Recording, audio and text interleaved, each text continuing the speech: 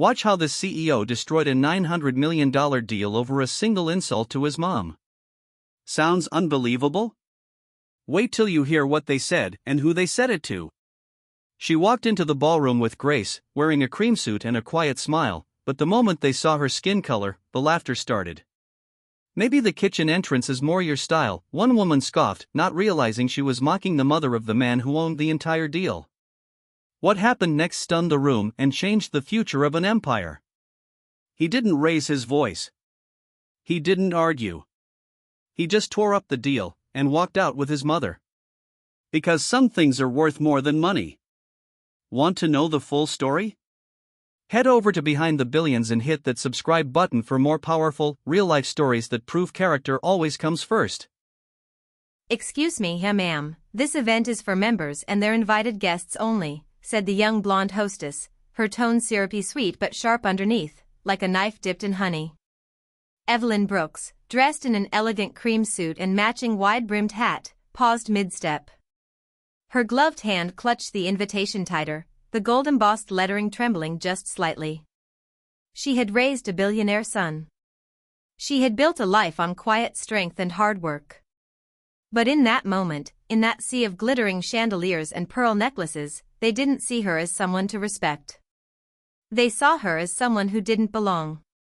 She stood in the grand lobby of the Winston Country Club, a marble-floored palace reserved for the ultra-wealthy, a place where skin color still whispered hierarchy no one would admit aloud.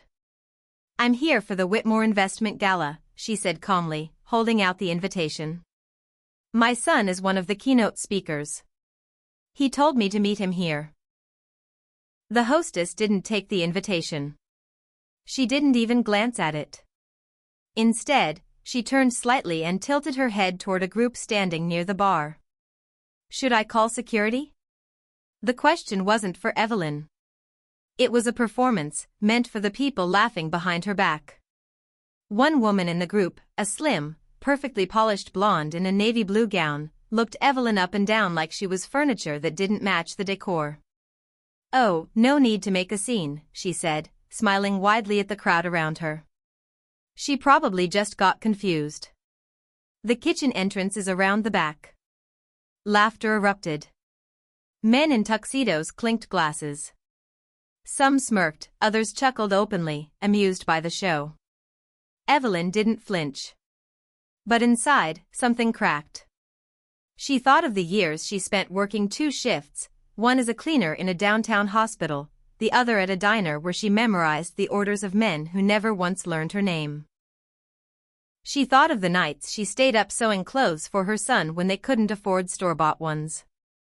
She thought of every time she swallowed pride so he could stand tall. And now they were laughing at her. Mocking her. As if she didn't belong. As if she hadn't earned this moment. She turned slightly away, lifting her phone and pressing speed dial. "Jordan," she said quietly as it rang. "I'm here. But maybe I shouldn't be." Her voice trembled, not from fear, but from the weight of years of trying to prove her worth in rooms like this. Rooms that were never built for her, only rented to her dignity, if she smiled politely enough.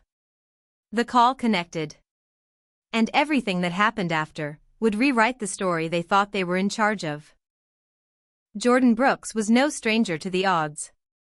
He wasn't born into wealth. He was born into a cramped 1-bedroom apartment with cracked ceilings, the smell of burnt coffee, and the soft humming of his mother, Evelyn, folding uniforms after midnight.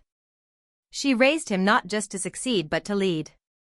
She used to say, "They may underestimate you, baby, but never underestimate yourself." And he didn't. He taught himself to code using second-hand books from a thrift store. Sold refurbished laptops out of his dorm room. Slept on library floors while pitching his startup to anyone who would listen. By 33, Jordan had built one of the most innovative AI firms in North America. He wasn't just a CEO, he was a force.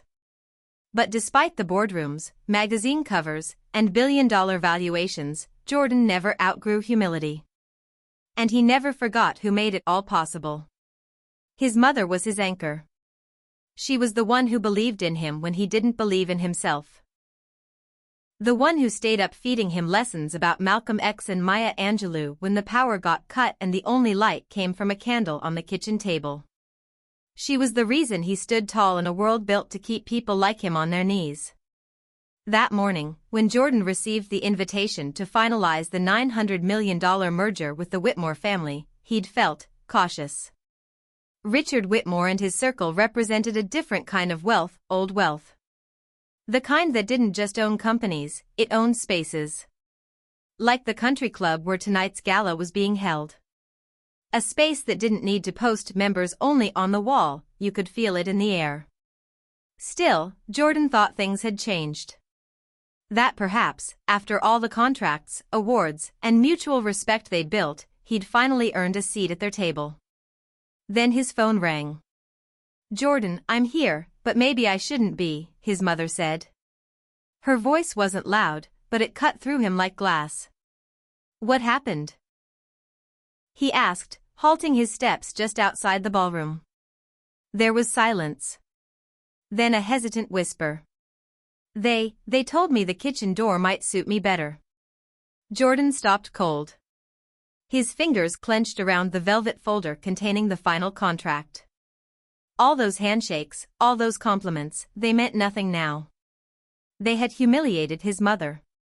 Not knowing who she was. Not caring. He looked up at the giant double doors of the ballroom.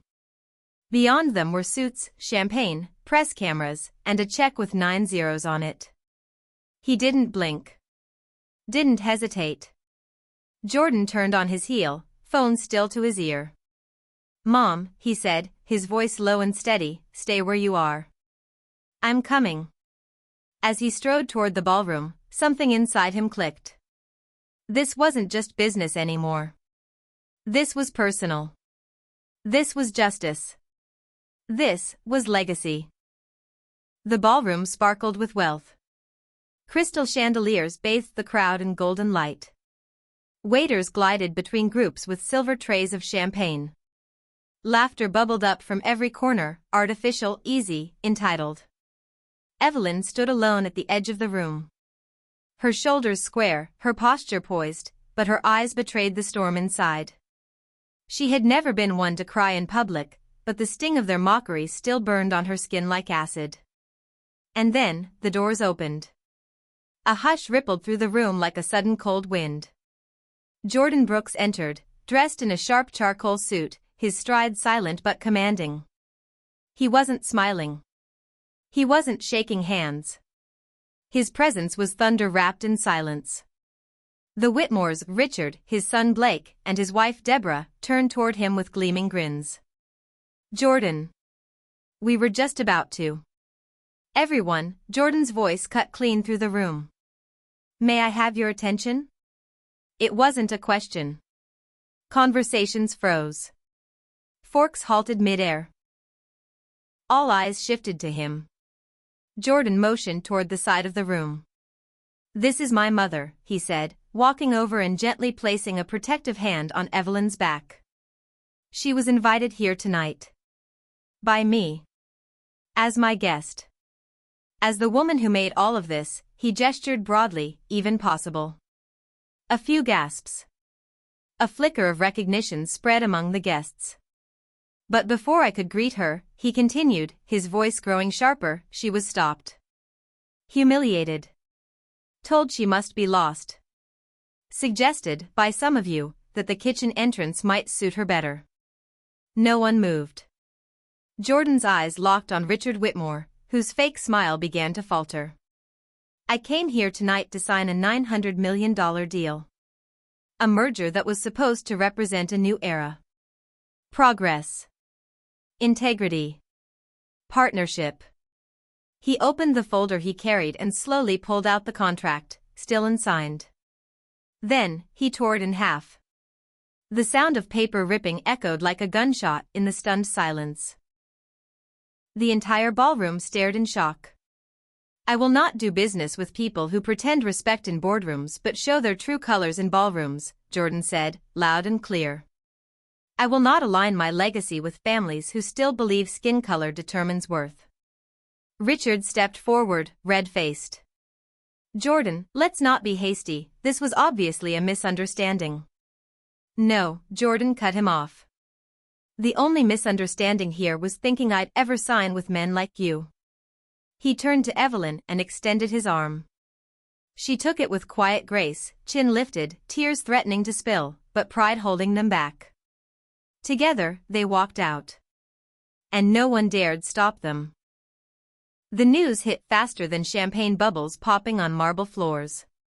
Black CEO walks out of $900 million deal over racist insult to mother, nation reacts. The moment someone posted a grainy video of Jordan tearing the contract in half, it went viral. Within hours, millions had watched it. Within a day, it was global. Comments flooded in. That's how you honor your mother. He didn't lose a deal. He won his soul. Finally, someone with power who still has principles. Meanwhile, the Whitmore family scrambled to contain the damage. Richard held a stiff press conference, calling it a regrettable misunderstanding and claiming they deeply respect the contributions of the African American community. But the damage was done. Young investors began pulling out. Minority-led businesses cut ties. Even some of Richard's longtime allies privately distanced themselves. Behind the closed doors of their elite circles, whispers began, they humiliated the wrong woman. In front of the wrong man. And while the Whitmores floundered, Jordan thrived. Journalists clamored to interview him. Schools began teaching about his leadership as a case study in ethics. He didn't gloat. He didn't tweet back at trolls. He simply released a brief, powerful statement. My mother taught me that dignity isn't something you rent, it's something you own. I stand by my decision. Not every check is worth cashing. Behind the scenes, something even bigger was happening. Investors who had been on the fence about Brookstech began calling. Emails poured in from international firms who wanted to collaborate. Not because of pity, but because they finally saw what kind of man Jordan was. He wasn't just a billionaire. He was a leader. A son. A man who wouldn't trade justice for status. And for Evelyn? She became a quiet legend. Strangers wrote letters to her. Schools invited her to speak. One nonprofit even started a scholarship in her name for women of color pursuing entrepreneurship. The woman who had once been laughed at in a ballroom was now revered by thousands. And though she never asked for recognition, she received something even deeper than applause. She got her story back. It was a quiet Sunday evening. The chaos had passed. The headlines had faded. The world had moved on to the next scandal, the next story. But on the back porch of a hilltop home, overlooking a garden Evelyn once dreamed of, peace had finally arrived. Jordan poured 2 cups of mint tea. His mother sat beside him, wrapped in a soft shawl, her eyes tracing the orange glow of the setting sun. For a long while, they said nothing. Then Evelyn broke the silence. You didn't have to do all that, baby, she said softly. It was just a moment. I've dealt with worse. You didn't have to walk away from it all. Jordan looked over at her, brow furrowed. No, Mom, he said gently. I did. Because it wasn't just a moment. It was history trying to repeat itself. And I wasn't going to let it. She sipped her tea, then smiled, faint, proud, and a little sad. I raised you to keep your head down, make it through, play it smart, she said. But you raised your head higher than I ever did. And I didn't know how much I needed to see that. He reached over and took her hand. You taught me how to stand tall, even when no one's watching. But sometimes, Mom, people need to see it. Because someone out there is watching and wondering if they're allowed to stand too. They sat there as the light faded, the wind brushing the trees with the softness of memory. Down the hill, in cities and towns they'd never visit, people were talking. About dignity. About legacy. About a man who chose his mother over money, his values over vanity. And somewhere in a boardroom, a powerful family was still wondering how it all unraveled, never realizing it wasn't a tweet, or a speech, or even a torn contract that did them in. It was a woman's quiet strength. And a son who finally said enough. As the stars blinked to life above them, Evelyn leaned back and looked at her son. "You know," she said, "your grandma used to say, sometimes God don't move the mountain. He just gives you the strength to climb it." Jordan smiled. "We didn't just climb it, Mom. We moved it." And with that, the story was no longer about what they lost, but everything they reclaimed. Sometimes, the greatest wealth isn't in what you earn, it's in what you walk away from. If this story moved you, don't forget to like, share, and subscribe to Behind the Billions, where dignity still matters, and stories still have power.